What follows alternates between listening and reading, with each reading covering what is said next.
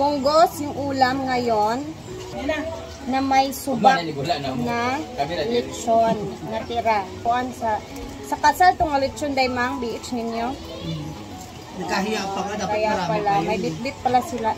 May bitbit sila kahapon na lechon galing sa kasal. Marami ko si Ansik sa plato kayo. Ako yung high blood mo sa Ilalagyan din natin ng malunggay. Bukbang si lechon day. Bakit na?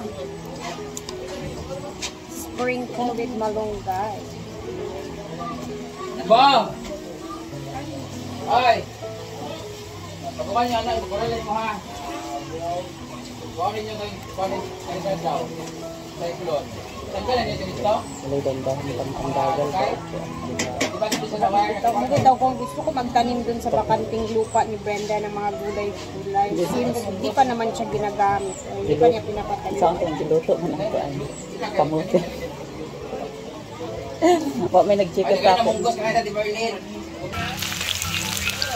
Kamaluan mo. Ikaw na lang. Ana na, ikaw na. Tikot anda sa yahat. Kaya pag-tikot na ikaw. Kaya mo na lang kung magbayad sa lugar.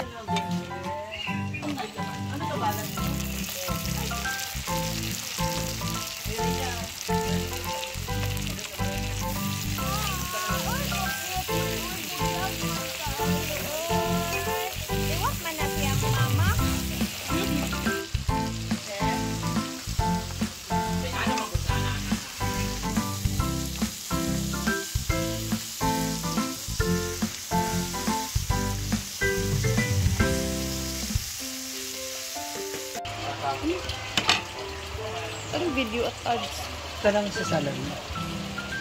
Aswan siya, kasi masistyle sila. Yun Ay, sa page. Diba?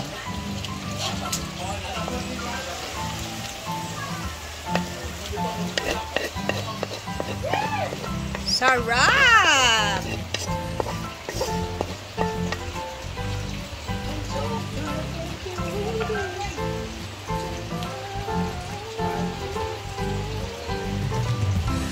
Dami ito din na nitilap yun. Ano ba yun? Nag-ano-ano. Prito nga tilapia.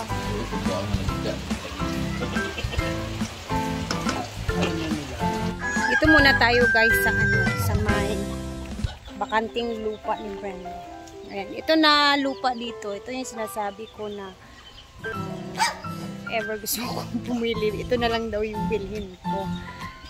Hindi pa naman siya nagagamit. So, andito yung mga aso nilagay. Andito yung mga pato, mga bibi na bagong kakapanganak. Mga manok, halos andito. So, mga manok talaga ni Bimbo andito din. Maganda kasi dito sana. Tamnan muna ng mga gulay since hindi pa man masyadong ginagamit, diba? Para may ma-harvest naman if walang mga kamoting kahoy. Andun yun naman din yung sabi niya. Tanim daw kami dito ng mga gulay-gulay. Para tingnan natin yung bibi dito.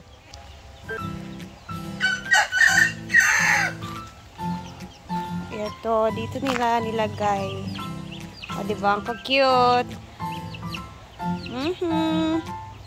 Magparami kayo.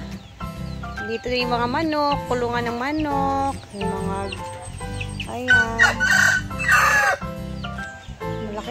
Malaki din tong lupa na to, guys. Ang may-ari nito is si Auntie Merlin, yung bahay na yan dyan. Binenta niya kay Brenda kasi nangailangan nga ng pera sa Brenda. Tapos, sabi ni Brenda, binili na lang ni Brenda pero sabi ni Brenda, hindi naman daw kailangan yung lupa na to.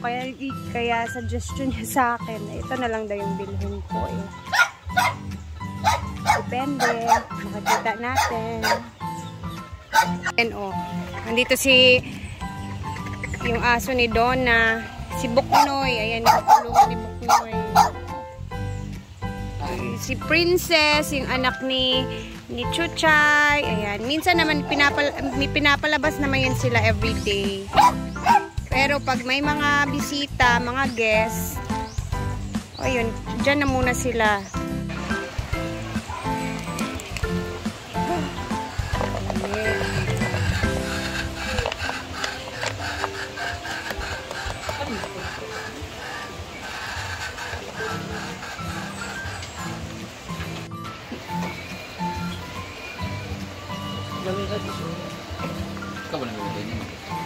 siya, si FP. Lalabay. Maganda boses niya. Nakakaya. Epal kasi lalaki. Bulong-bulong mo. Gusto niyo request na lang. Diri ka. Hey, luto na. Share the ulam sa kapitbahay.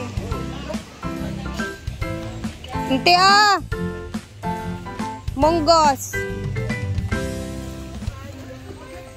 Kanira kay Arndili kay sobraan imong gout. Ang gout. Salamat. Kara isa di ay? Lami kayo o gigatan. Okay. Thank you. Lami Thank you. Naglimpyo na giday ka sa imong terrace. Sa may panday na nimo? Reporta. Kulangan ko lang ka magwangang hugaw kay Aw. sa iyo. Wagi magatiman. Mga anak sige na lang makadlawon, Eskwela be sa makadlawon maugtong mahapon. Perti ng kasabaw niya. Wa yung gawin ni kabo. Sige na paniud to na di awi. Palayason. Ay, amsad. O, di ba? Ay, nagbinyag siya. Pak. Tangaway lagi kay unahan lagi na. Nana, maginang mama.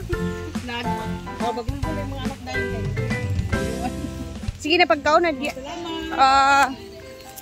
May bulad, munggos. Ito naman is kalamian na sinabaw. Sa baba. May dyan ka rin naglabas CR. Normal ka talaga. So, mag-operation kami. Tatanggalin yung mga ano dyan, yung mga tawag na ito, mga laya na ba? Yung pasira na ng mga bulaklak. So, iisa-isahin namin yan siya. Tapos, ayan, tatanggalin para makapagtanim na din ng bago. Tara, let's go.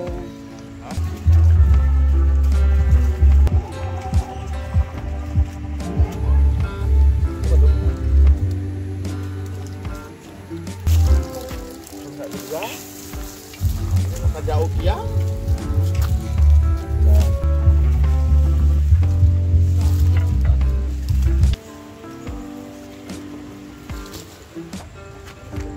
Sabi na itong orange pa yung kita po sa akin. Damay, dama. Papausok. Magbausok.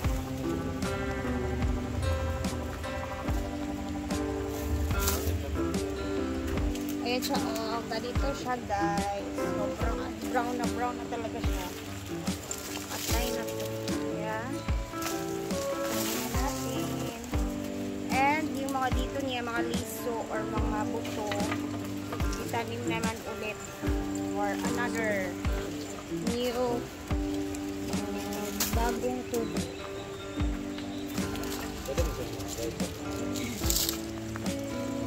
Madami mo kikwat!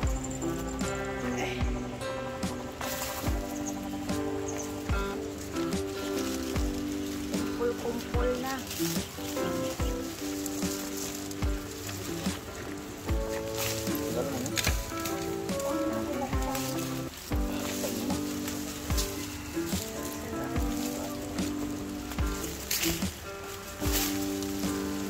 Kanang malina raban mo.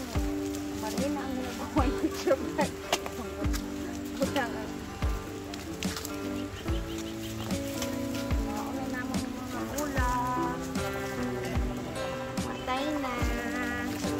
Ay, nanon siya yung tubo. Diana Castillo. Itang bukong good me. Nangyari daw itong first time na ko.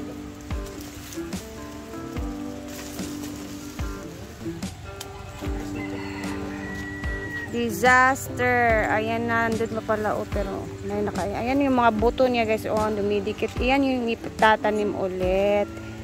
Yan yun siyang tutubo ulit. Ayan na si Gwen at magpapausok siya. Pwede pala siyang sunugin. Malina na po si Gwen para sa mga ano, para mawala na yung mga insekto. Asa po ka nakaawat anak Gwen nga? Ako gi. Kita ko laya dito ba? Labay. O ginagkutan. Siga? Kasi patay na kasi yan. Ayan na, dito naman tayo sa ginagawa ni J4. Ito yung mga buto na itatanim ulit. Which is makikita, dito lang yan siya banda. Ayan, yan yung mga buto niya. Kailangan siyang ganyanin, kis-kisin. Kasi yan yung itatanim natin ulit para sa panibagong bulaklak. Ganyan lang siya. O diba? Sobrang kasi ang pangit na din kasi tingnan. Mga laya na talaga yung so, magtatanim tayo ulit. Tsaka, ang cockscamp kasi, cockscamp, tama ba yung pagkabanggit ko? Cockscamp na bulaklak. At ang tawag kasi niyan is cockscamp.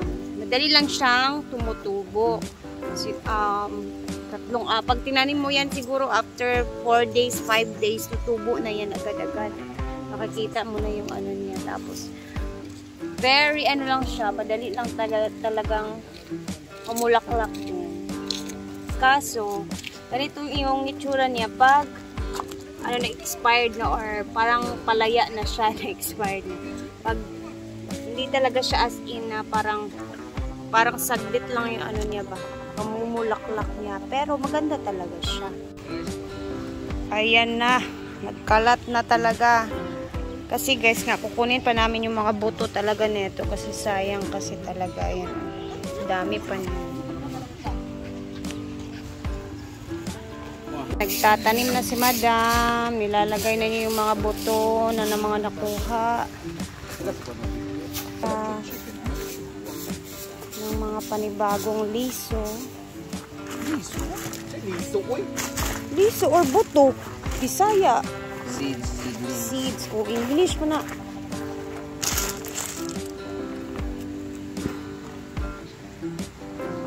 Ito sa kabila kasi marami dito. Tapos ko na dito.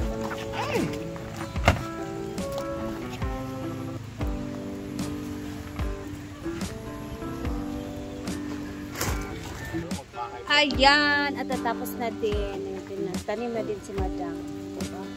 Nalinis na din namin yung mga gawa namin kaninang mga ano dyan. So, abangan na naman natin yung bagong tubo ng mga cockscamp. Thank you guys for watching. I love you all. Bye-bye.